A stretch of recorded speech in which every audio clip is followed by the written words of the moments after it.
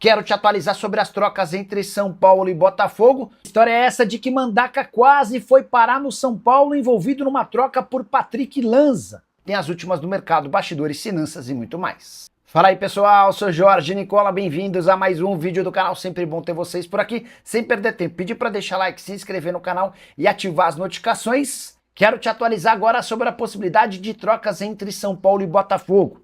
Você vai lembrar que logo no início, os times cogitaram a possibilidade de uma troca tripla, com o Ferrarese, Pablo Maia e Rodriguinho trocando o São Paulo pelo Botafogo. O problema era encontrar jogadores que pudessem fazer o contrapeso. São Paulo havia pedido o Vitinho, Marlon Freitas e o Savarino. Marlon Freitas está encaminhado com o Palmeiras. Savarino e Vitinho não quiseram se mudar para o São Paulo. O Botafogo chegou a oferecer o Joaquim Correa, jogador considerado muito caro. A partir daí, São Paulo e Botafogo mudaram a estratégia e passaram a negociar trocas individuais. Bom, se eu mandar para você o Ferrarese, quem você me manda? Se eu mandar para você o Pablo Maia, quem você me manda? E mesmo assim não houve acordo. E a tendência de qualquer troca acontecer hoje é bem pequena, para não dizer zero. São Paulo e Botafogo praticamente esgotaram todas as negociações, não conseguiram chegar a um denominador comum e essas trocas estão sendo completamente ignoradas. Importante registrar que se teve jogador do Botafogo que se recusou a atuar pelo São Paulo, dá para dizer que o Pablo Maia também não gostou da ideia de se mudar para o Botafogo. Ele só iria para lá se houvesse um belo reajuste salarial, algo que o Botafogo não está disposto a conceder. Só para completar em relação a reforços, São Paulo segue buscando um lateral direito, um zagueiro, um camisa 10. Essas são as posições prioritárias, especialmente depois das chegadas do goleiro Coronel, que vem dos Estados Unidos, e do volante Danielzinho, contratado depois do fim do seu contrato no Mirassol. A história é essa de que Mandaca quase foi parar no São Paulo envolvido numa troca por Patrick Lanza. Essa notícia foi trazida nas últimas horas pelo jornalista Alexander Vieira. Ele conta que antes de emprestar o Patrick Lanza para o Juventude, o São Paulo sugeriu ao clube gaúcho a inclusão do Mandaca nessa negociação. A coisa não avançou, porque o Mandaca, valorizado pelo ótimo Campeonato Brasileiro, tem chamado a atenção de clubes do Brasil e do exterior e pode ser vendido num futuro não tão distante. Fui checar essa história com uma pessoa do departamento de futebol do São Paulo. Acho que não tem problema contar, o Rui Costa. E o Rui assegura que o São Paulo em momento algum propôs essa troca. A avaliação do Mandaca é positiva, mas o São Paulo não levou adiante essa história, não cogitou tal ideia e o Juventude muito menos. Você sabe que Patrick Lanza e Jandrei foram emprestados ao Juventude, são 2 dos 9 atletas negociados pelo São Paulo desde o fim do Campeonato Brasileiro. A economia do Tricolor com essa barca já é de 5 milhões de reais por mês, embora o Tricolor já tenha seus 2 primeiros reforços para o próximo ano, o goleiro Coronel, que veio dos Estados Unidos, e o volante Danielzinho, contratado em fim de vínculo com o Mirassol. Ex-atacante do São Paulo, pode pintar no Vasco da Gama? Essa é a nova especulação envolvendo o Cruz Maltino. Você lembra do Brenner, né?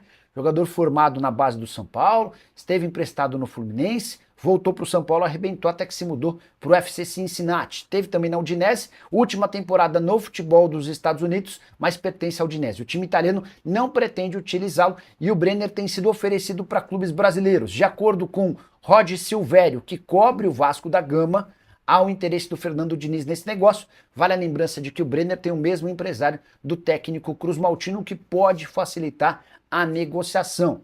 Se o Brenner chegar, para mim fica mais fácil imaginar que Verratti não permaneça para 2026. Quero falar agora sobre o São Paulo e o risco de o tricolor perder Marcos Antônio para o Flamengo. Nas últimas horas, o paparazzo rubro-negro que cobre o Flamengo afirmou que Marcos Antônio interessa ao Fla. O torcedor de São Paulo já deve ter começado a ficar desesperado. Afinal de contas, o Marcos Antônio ainda não é jogador em definitivo do São Paulo. Ele pertence a Lazio e está emprestado até junho de 2026. Antes de gravar o vídeo, eu conversei com o Rui Costa, diretor de futebol do Tricolor, e perguntei se o Flamengo quiser fazer proposta, São Paulo pode tomar um chapéu e ficar sem o jogador e também sem o dinheiro.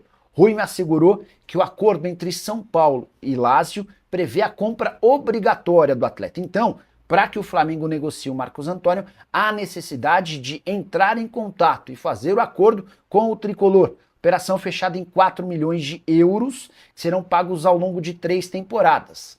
O negócio está previsto para junho, mas é definitivo. Então, o torcedor do São Paulo não deve ficar preocupado com a possibilidade de perder o Marcos Antônio sem nem sequer ser ressarcido. O Tricolor também sabe que o Marcos Antônio é observado pelo Flamengo há bastante tempo. Quando o São Paulo fecha com o Marcos Antônio, o Flamengo era o principal concorrente pela contratação do jogador. E essa especulação de Marcos Antônio no Fla tem a ver com a possibilidade de cirurgia do Saul, que desde que chegou ao Flamengo tem problemas físicos e essa cirurgia pode afastá-lo dos campos por 4 meses, além da questão do De La Cruz, jogador super importante, mas que convive com problemas crônicos nos 2 joelhos e também não se descarta a chance de ele ser negociado. Preciso te contar agora se existe algum fundo de verdade na história de que James Rodrigues negocia com o São Paulo. Importante contar desde já que a história nasceu de uma fonte, de uma página na internet que costuma soltar uma série de fake news. Pois bem, essa página inventou a história de que São Paulo e James Rodrigues negociavam. E houve uma repercussão na TV Azteca do México reproduzindo a notícia, mas sem citar a fonte. Para piorar, o jornal AS da Colômbia reproduziu a informação, ou seja, aquele telefone sem fio foi ganhando cada vez mais proporções e uma série de torcedores do São Paulo foram impactados com a notícia, seja ela vinda do México ou da Colômbia. Nenhuma dessas partes está certa. James Rodrigues está completamente fora dos planos, nunca nem se discutiu a possibilidade de um meia de 34 anos de idade que já passou pelo São Paulo voltar ao Morumbi. O Tricolor hoje busca jogadores jovens e com boa capacidade física. O James não oferece nenhuma coisa nem outra. E ele já mostrou na passagem pelo clube que não está muito preocupado em jogar pelo time de futebol e sim só por sua seleção. No São Paulo, entre 2023 e 2024, foram só 22 partidas, 2 gols e 4 assistências, salário astronômico. James precisa encontrar um novo time, até porque o Leão do México decidiu não renovar seu contrato no futebol mexicano, 17 partidas, 3 gols e 4 assistências. Só para completar sobre o São Paulo, membros do Conselho Deliberativo, para ser mais preciso, 57 conselheiros, protocolaram um pedido de impeachment do presidente Júlio Casares. Agora o presidente do CD, o Olten Aires de Abreu, tem 30 dias para convocar essa reunião, em que o Júlio Casares vai ter de se defender e os conselheiros vão votar se são a favor ou contra a saída definitiva do presidente. Movimento importante na política do São Paulo. Vinícius Pinotti, um dos principais candidatos à presidência do Tricolor em eleição marcada para dezembro de 2026, decidiu romper com Júlio Casares. Nas últimas horas, o Pinotti anunciou que deixou o cargo de consultor especial da presidência. O convite havia sido feito pelo próprio Júlio Casares. Pinotti e Casares andaram bem próximos nos últimos meses, tanto que Pinotti troca o seu grupo político pelo grupo do presidente. Resta saber os impactos e consequências dessa saída do Pinotti de um cargo de confiança do Júlio Casares. Na publicação em que explica a sua saída desse cargo, Pinotti escreve o seguinte, abre aspas, tomei essa decisão de forma consciente, responsável e definitiva em razão de divergências quanto à condução e aos rumos adotados, mantendo meu compromisso com os princípios e com a coerência do que considero a melhor coisa para a instituição.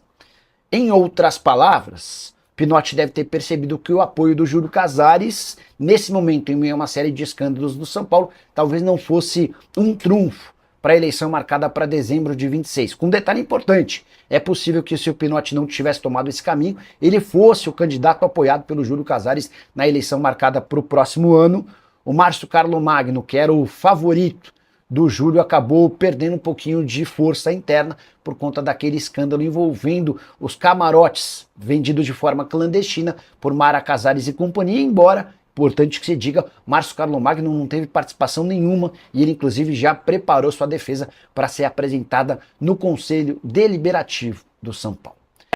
Isso aí, rapaziada, mais um vídeo importante aqui no canal com informações do Tricolor Paulista. Fortalece com o like, se inscreva no canal e voltaremos assim que pintar mais notícias. Um forte abraço, tamo junto, até o próximo vídeo.